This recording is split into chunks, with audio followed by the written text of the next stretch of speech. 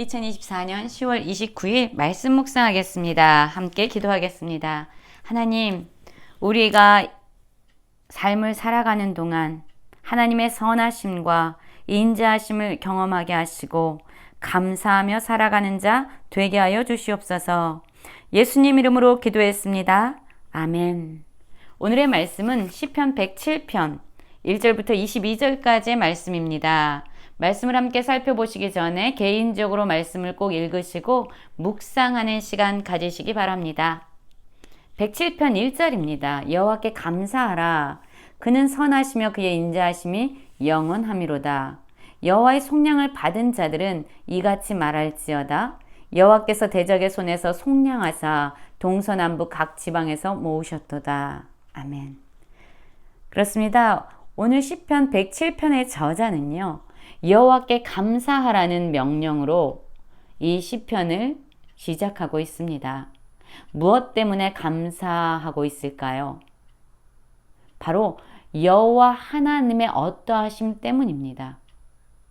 여호와 하나님의 선하심과 그 인자하심이 영원하기 때문에 우리는 마땅히 하나님께 감사를 돌려야 한다고 말하고 있지요.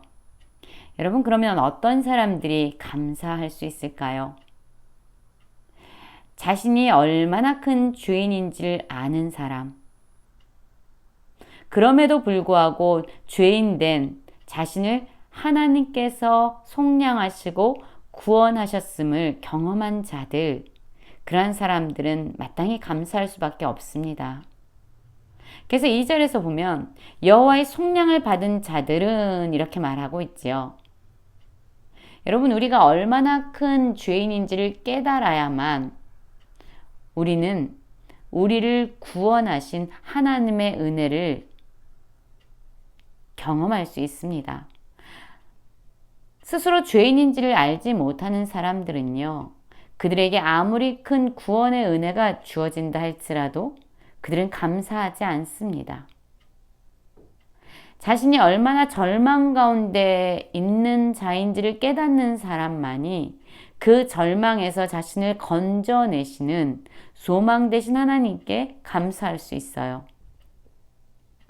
그래서 속량을 받은 자들은 여호와께 감사하게 됩니다. 여러분, 우리의 삶은 어떻습니까? 어떤 사람들은 그렇게 얘기하죠.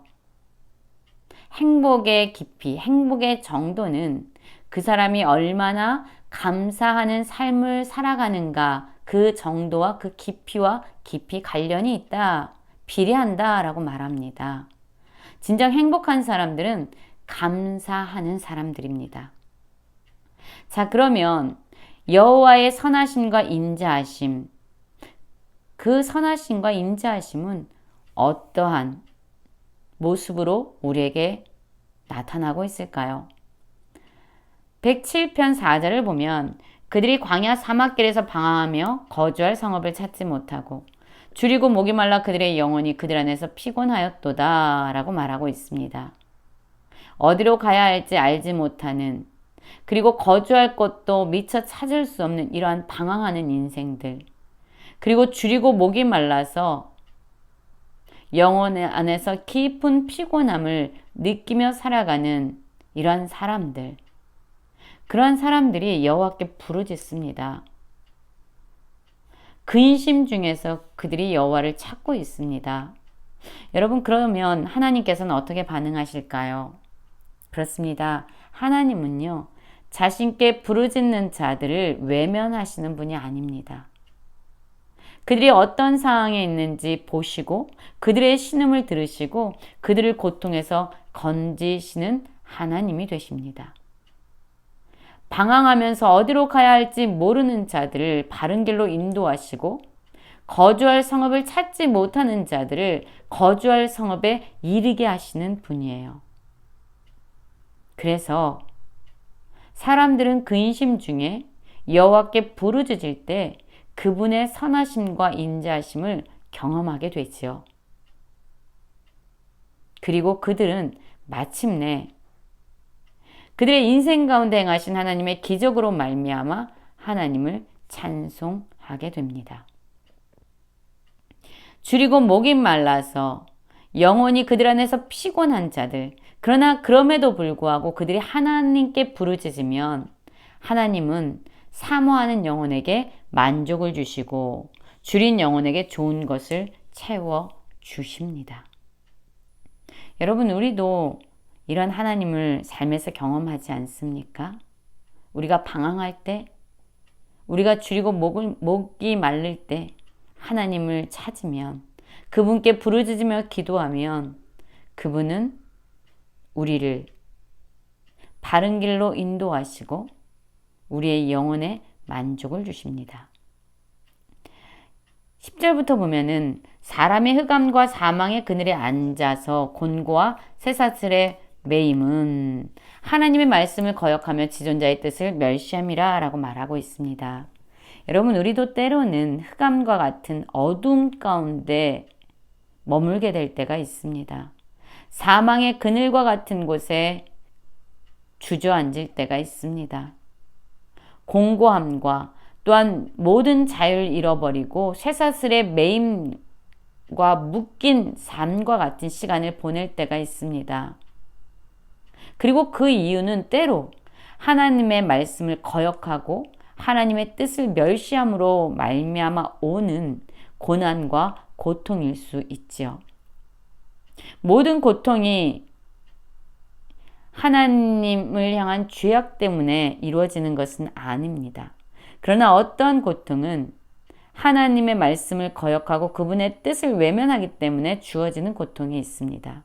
그러나 그러함에도 불구하고 우리의 죄악으로 말미암아 오는 고통일지라도 우리가 그 고통 중에서 하나님을 찾으면, 우리가 환난 중에서 하나님께 부르짖으며 기도하면 하나님은 우리를 구원하시는 하나님입니다.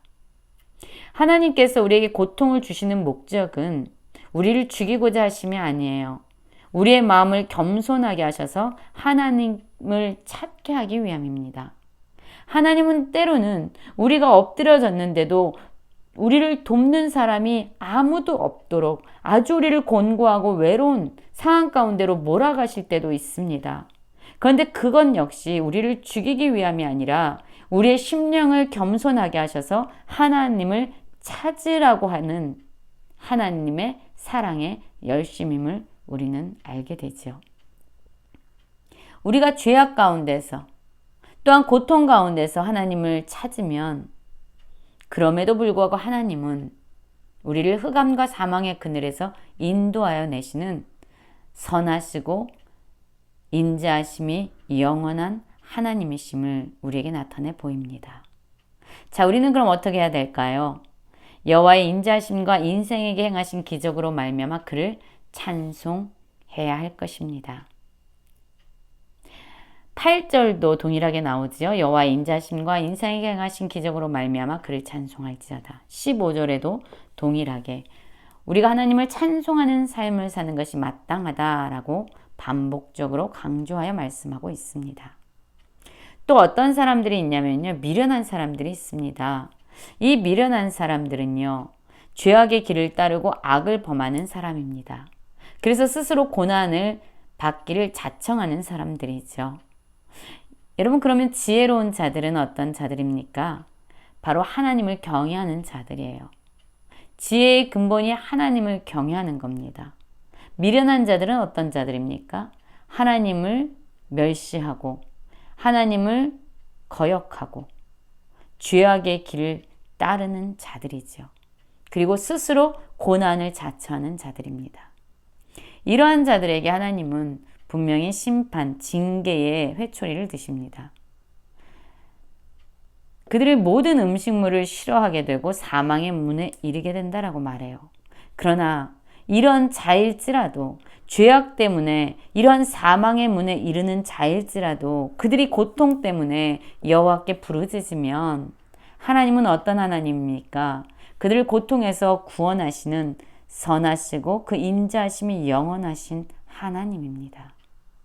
이러한 미련한 자들, 하나님의 말씀을 거역하고 하나님을 저버리는 이러한 자들도 고통 중에서 하나님을 찾으면 하나님은 그들을 구원해 주시고 말씀을 보내어 그들을 고치시고 위험한 지경에서 건져내십니다.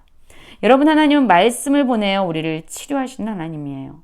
그래서 우리는 말씀을 붙잡고 살아야 합니다. 매일마다 하나님 앞에서 말씀을 붙잡고 살아가는 이러한 묵상의 삶이 우리를 치료합니다. 우리를 위험한 지경에서 우리를 건져 올려주십니다. 그래서 우리에겐 하나님께 나아가 기도하는 것과 그분의 말씀을 붙잡고 살아가는 이 모든 삶이 반드시 필요합니다.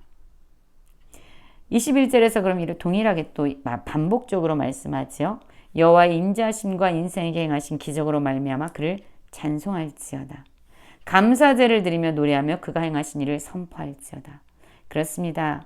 하나님을 삶에서 경험한 자들은 마땅히 하나님을 찬양하고 감사를 드리는 삶을 살아가야 합니다.